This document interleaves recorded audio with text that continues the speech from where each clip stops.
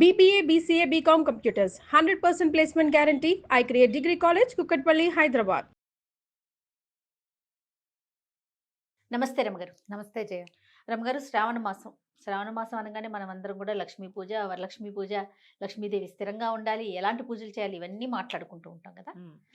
ఎలాంటి పూజలు చేయాలి అనేది మనం మాట్లాడుకుంటాం, కానీ ఏం చేయకూడదు, ఏం చేస్తే అమ్మకి కోపం వస్తుంది, లక్ష్మీదేవికి మనం ఎలా ఉండాలి?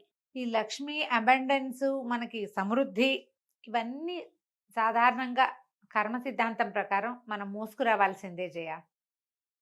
మోసుకొస్తాం మన దారిద్ర్యాన్ని, ఐశ్వర్యాన్ని కూడా. కొంతమంది బార్న్ విత్ గోల్డెన్ స్పూన్, కొంతమంది ఎక్కడో పూరిపాకల్లో పుడతారు.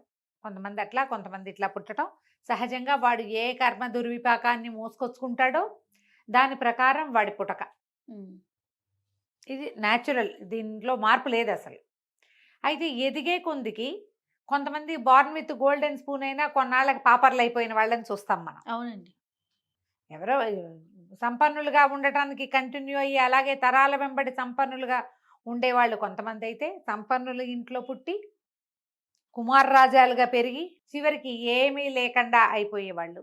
దాన్ని అయితే స్వయంకృతాపరాధం కొంత, కర్మ దుర్విపాకం కొంత. ఆ కర్మ వాళ్ళని లాక్కెళ్ళిపోతుంటుంది జయ, ఆ వైపుకి, దారిద్ర్యం వైపుకి లాక్కుపోతూ ఉంటుంది. ఎక్కడో ఒక చోట పగ్గాలు వేసుకుని ఆపుకోవాలి. ప్రతి వాడికి ఇట్లా కిందకి పడిపోయేవాడికి పగ్గాలు దొరుకుతూనే ఉంటాయి జయ. కానీ వీడు ఆగడబడి, బుద్ధి ఆగనివద్దు, బుద్ధి కర్మానుసారిని అంటారు.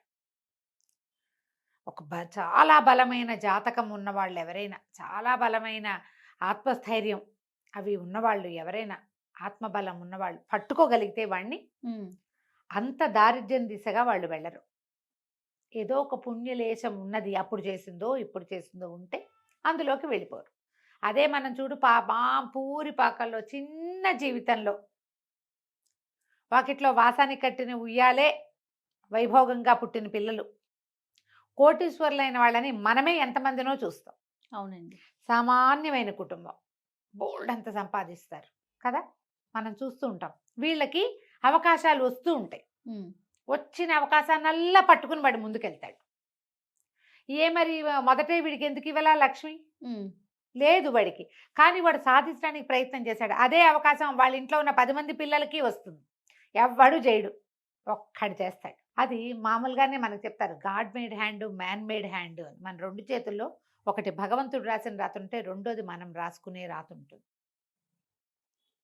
మన కిందకి వెళ్ళిపోతున్నాము, వెళ్ళకూడదు అనే పట్టుదల మనుషుల్లో ఉండాలి.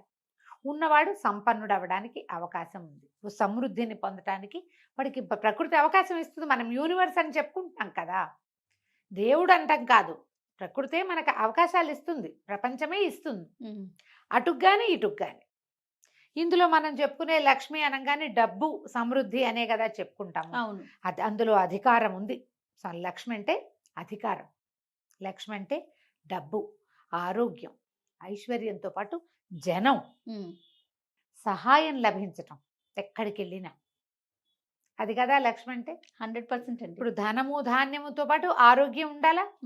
వీటన్నిటితో పాటు ఇంకొక మహాద్భుతమైన లక్ష్మి ఏంటంటే మనశ్శాంతి. ఇవన్నీ ఉండాలా. ఆ పైవన్నీ ఉండి మనశ్శాంతి ఒకటి లేకపోతే ఏమిటి చేసేది? అదే కదా, ఏమీ లేదు. ఇది ఉండాలంటే మనుషులకి సహజ సిద్ధంగా కొన్ని పద్ధతులు ఉండాలి. మహాభారతంలో శాంతి పర్వంలో భీష్ముల వారు యుధిష్ఠిరుడికి బోలెడన్ని కథలు చెప్తారు. చాలా కథా విశేషాలు ఉంటాయి. అందులో కొన్ని కథలు చెప్పుకున్నాం కూడా మనం. అవును, భీష్ముల వారు చెప్పిన కథ అని. అవునండి. ఆ కథల్లో కొంత ముందుకెళ్తుండగా ఒకచోట ఈ లక్ష్మీదేవి గురించిన ఒక సందర్భం కూడా వస్తుంది.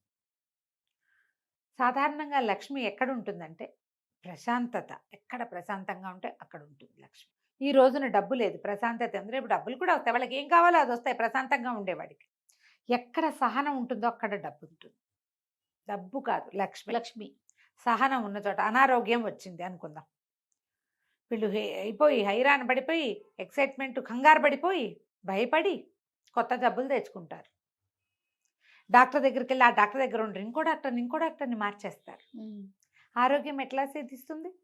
సహనంగా ఉండేవాడికి ఆరోగ్యం కూడా కుదురుతుందమ్మా. ఓపికతో ఉండాలి దేనికైనా. ఇవి 2 అక్కడి నుంచి త్యాగం. ఏదైనా మన దగ్గర ఉంటే ఎవరికైనా ఇస్తే ఎందుకు ఇచ్చామా అని బాధపడతారు కొంతమంది, ఇవ్వడానికే ఏడుస్తారు ఇంకొంతమంది, ఎవడైనా ఇస్తుంటే ఎందుకు ఇస్తున్నావు అంటారు ఇంకో జాతి.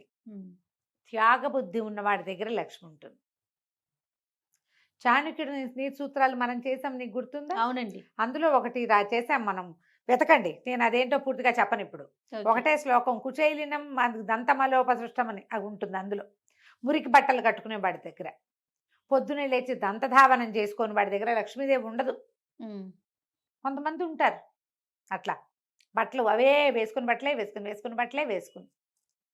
ఈ మంచి గుణాలలో శుభ్రత, ఎంత శుభ్రంగా ఉంటే ఇల్లు మనుషులు వాళ్ళకి లక్ష్మి వస్తుంది. అంటే మీరు మురికిగా ఉండకూడదు. ఏం ఉండకూడదు అని చెప్పాలి కదా మనం ఇప్పుడు. మురికిగా, మీకు కోపం ఉండకూడదు, అసూయ ఉండకూడదు, ఏడుపు కొట్టుతనం, ఎవరైనా చూసి అబ్బా వీళ్ళకి ఎదుగుద్ది అలాంటి భావాలు ఉండకూడదు, మీకు అశుభ్రత ఉండకూడదు. శుచి శుభ్రత అన్నారు, అవి ఉండాలి. అవి లేకపోతే శుచి లేదు, శుభ్రత లేదు, లక్ష్మి లేదు. అదే అక్కడి నుంచి పోట్లాడే గుణం అది ఉండకూడదు. అన్నిటికీ పోట్లాడతారు, మీకు లక్ష్మి ఉండదు. అయితే మీ దగ్గర డబ్బులు ఉండడు. వాడు ఎవడో ఉన్నాడండి, వాడు పరమ కోపిష్టివాడు, అన్నిటికీ మీదకొస్తాడు పోట్ల గిత్తలగా, వాడి దగ్గర కోటాను కోట్ల డబ్బు ఉందంటే వాడికి డబ్బు ఒకటే కాదని చెప్పుకుంటున్నాంగా మనం. అంతేగా. వాడికి ఆరోగ్యం లేదో, మనశ్శాంతి లేదో, ఏం లేదో వాడికి, అయిన వాళ్ళు లేరు. అవును, అయిన వాళ్ళు లేకపోవడం కూడా దరిద్రమే కదా. అవునా? సహజంగా వ్యక్తుల ప్రవర్తనలోనే కొన్ని ఉండాలమ్మా. బ్యాడ్ హ్యాబిట్స్ ఉండకూడదు. ఇప్పుడంతా బ్యాడ్ హ్యాబిట్స్ ఉండటమే మన లక్షణం. అందరూ ఇప్పుడు తాగుబోతు, ఖరీదైన బాగా కోటాను కోట్ల సంపదలు ఉన్న వాళ్ళకు కూడా బ్యాడ్ హ్యాబిట్స్ ఉంటాయి, కనిపిస్తున్నాయి, చూస్తాం మనం. మనకి ఎప్పుడు ఒక ప్రశ్న వస్తుంది, వాడు అలా తాగి తిరుగుతాడు, లేదా తిరిగిపోతనమే ఉంది, ఏదో వ్యసనాలు ఉన్నాయి, వ్యసనాల పుట్టవాడు, వాడి వ్యాపారం మాత్రం ఎంత బాగుందో, ఎందుకుంది అట్లా అనిపిస్తుంది. మీరు చెప్పిన ప్రకారం ఉండకూడదు కదా. అవును. వెంటనే కోపం వస్తుందమ్మా, ఇలాంటివి చెప్పంగానే ఒళ్ళు మండిపోతుంది. వాడు ఉన్నాడు మా ఫ్రెండ్ ఒకడు, వాడు కోటీశ్వరుడు కొడుకు, వాడికి లేని అవి లేవు, సకల కళాభిరాముడు వాడు అంటారు. సకల కళ వెళ్ళప్పుడు మరి వాడికి ఎందుకు ఉందండి అంటారు. వెంటనే పిల్లలకే కాదు జయ, పెద్దవాళ్ళ దగ్గర కూడా చూసాను నేను ఈ ప్రశ్న. మనం స్థిమితంగా ఉండకపోతే మన దగ్గర కూడా ఉండదు లక్ష్మి. నీకు వాడి దగ్గర డబ్బులు ఉన్నాయి అనుకుంటున్నావు అంతే, అదొకటేనా? మనం ఏం చెప్పుకున్నాం లిస్టు? ఇన్ని రకాల హ్యాబిట్స్ ఉన్నవాడు పూసుకుని చచ్చిపోతాడు ఒకటి, లేదా ఎక్కువ రోజులు తీసుకుని పోతాడు. డబ్బులుండే ఏం ఉపయోగం వాడికి? ఏం లేదు. వాడిని ఎవ్వరు నమ్మరు, వాడిని ఎవ్వరు మంచిగా ప్రేమకతోని ఆశీర్వదించరు. ఏం సాధించినట్టు వాడు ఆ డబ్బులతోటి? మనం ఎప్పుడు ఏంటంటే మన దగ్గర డబ్బులు లేవు కాబట్టి డబ్బులున్న వాడి దగ్గర వాడి జీవితం అద్భుతంగా ఉందని నమ్ముతాం. మనం నమ్మి వాడికి ఎందుకుందా అని ఫీల్ అవుతాం. అది తప్పు, అది చేయకూడదు. మనం వాడు రాసుకొస్తాడు, రాసుకున్న ప్రకారం మోసుకుంటాడు అంతే. వాడు ఏం రాసుకొచ్చాడో రేకేసి కుట్టాడు చేతిలో. మనం చెప్పుకుంటాం కదా, ఎక్కడో సుడుంది వీడికని. సుడిగాళ్ళు కొంతమంది ఉంటారు, చేతుల్లో రేకేసుకుని పుడతారు, మంచి గీత బ్రహ్మాండమైంది, ఇక్కడి నుంచి ఇక్కడ దాకా ఉంది ధనరేఖ అని చేస్తే వాడికి డబ్బులు ఉంటాయి. మిగిలిన ఉండకపోవచ్చు కదా. నువ్వు వెళ్ళి వాడి జీవితంలో తొంగి చూడు, వాడు ఏం హింస పడుతున్నాడో, ఏం బాధపడుతున్నాడో, ఏ బాధపడలేక ఈ అలవాట్ల చుట్టూ వాడు పరిగెడుతున్నాడో, కుటుంబ జీవితం లేదో, వాడికి 2 ముద్దలు అన్నం పూర్తిగా ఎక్కదేమో, అన్నం తినలేని బతుకు ఏం బతుకమ్మా, ఏం బతుకు చెప్పు? డబ్బులుండి ప్రయోజనం లేదు కదా. ఇలాంటి వాళ్ళ దగ్గర లక్ష్మి ఉండదు. మనము ఇప్పుడు వాళ్ళందరి బ్యాడ్ హ్యాబిట్స్ ఏమున్నా సరే, వాడి దగ్గర డబ్బు ఉందని భావించే వాడికి కూడా డబ్బులు ఉండవు. అలా ఆలోచించదు. లక్ష్మీదేవి క్లియర్గా చెప్పిందట, శాంతి, ధృతి, క్షమ, ధైర్యము ఎవరి దగ్గర ఉండవో వాళ్ళ దగ్గర నేను ఉండను, త్యాగబుద్ధి లేని వాడి దగ్గర నేను ఉండను, సంతోషము, మనశ్శాంతి ఆభరణాలుగా ఉండేవాడికి నేను లభిస్తాను ఏదో ఒక రూపంలో అని చెప్పింది. అంటే డబ్బే కాదు, మనశ్శాంతిగా ఉండేవాడికి మరింత మరిగాస మనశ్శాంతిని ఇస్తుంది. కూల్గా ఉండేవాళ్ళు ఎప్పుడు కూల్గానే ఉంటారు అంతే. సరిగ్గా ఆలోచించండి, మనకి లేదని అనుకోవద్దు, వాడికి ఉందని అనకూడదు. వాడికి ఉంటే వాడికి ఉంది, మనకి లేకపోతే లేదు. దీనికోసం మనం నీకేదో కావాలి, నువ్వు ప్రయత్నం చెయ్యి. మంచి మంచి శ్లోకాలని, ఉద్యోగినం పురుష సింహం ఉపైతి లక్ష్మి అని.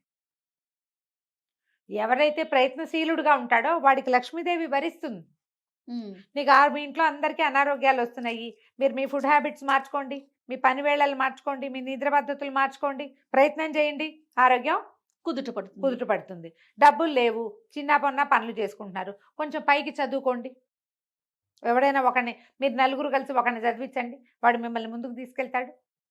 ఇవాళ రేపు అట్లా జరగట్లేదులే, పాత రోజుల్లో జరిగేవి. మనం కూడా ట్రై చేసుకోవాలి. ప్రయత్నశీలుడైన వాడిని లక్ష్మి వరిస్తుంది. ఈ రకంగా ఆలోచించండి. ఇప్పుడు రేపు పండగ రోజులు వస్తున్నాయి కదా, మనం ఇళ్ళు శుభ్రంగా ఉంచుకోవటం, మన ఇంట్లో కొట్లాటలు ఉండకూడదు, భర్తలతోటి పోరాడకూడదమ్మా, అత్తగారులను తిట్టిపోయటము. ఇంటికి పెద్ద ముత్తైదువు కదా అత్తగారు అంటే, మన ఇళ్ళకి మన అత్తగారులే కదా పెద్ద ముత్తైదువులు. భర్తలు ఉంటే, భర్త ఉంటే పెద్ద ముత్తైదువు, మామగారు లేకపోతే పెద్ద దిక్కు, మన అత్తగారే మనకి పెద్ద దిక్కు. అంతే. వీళ్ళని చెడగొట్టద్దు, వాళ్ళని తిడితే మీ ఇంట్లో లక్ష్మీదేవి ఉండదు, మీకు కావాల్సింది మీకు అన్నీ లభించవు. వాళ్ళని బాగా చూసుకోండి, మీకు లభిస్తాయి. చుట్టుపక్కల వాళ్ళతో తగాదాలు పడద్దు, మీ ఇంటి చెత్త తీసుకెళ్ళి పక్కింట్లో బారేయకండి, ఇల్లు క్లీన్గా ఉంచుకోండి, మీరు ప్రశాంతంగా ఉండండి.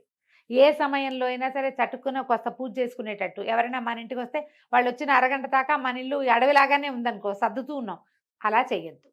ఎప్పుడు ఇల్లు క్లీన్గా ఉంచుకోండి. అంట్ల గిన్నెలు 3 రోజులవి 2 రోజులవి ఉంచకూడదు. ఏ రోజు గిన్నెలు ఆ రోజు ఇది ఒక పద్ధతి అమ్మా. దేవుడి పాత్రలు ఏ రోజు ఆ రోజు తోముకోవాలి, మన అంట్ల గిన్నెలు ప్రతిరోజు తోమేసుకోవాలి. బట్టలు ఉతకాల్సిన బట్టలు కుప్పలు తెప్పలుగా ఉంచపోకండి. కనీసం శ్రావణ మాసంలో ట్రై చేయండి. దుప్పట్లు అప్పుడెప్పుడో ఉతికినవి ఉంచద్దు. ఫ్రెష్ దుప్పట్లు పక్కలు ఫ్రెష్గా శుభ్రంగా ఉంచుకోండి. ఇల్లు క్లీన్గా ఉంచుకోండి, మీరు క్లీన్గా ఉండండి. లక్ష్మీదేవి వస్తుందమ్మా దానంతటది.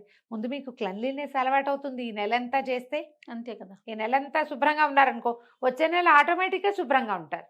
ఓకే, ఇలా ప్రయత్నం చేయండి, లక్ష్మీదేవి మీ సొంతం అవుతుంది. తప్పకుండా రమ్మగారు. నమస్తే. నమస్తే.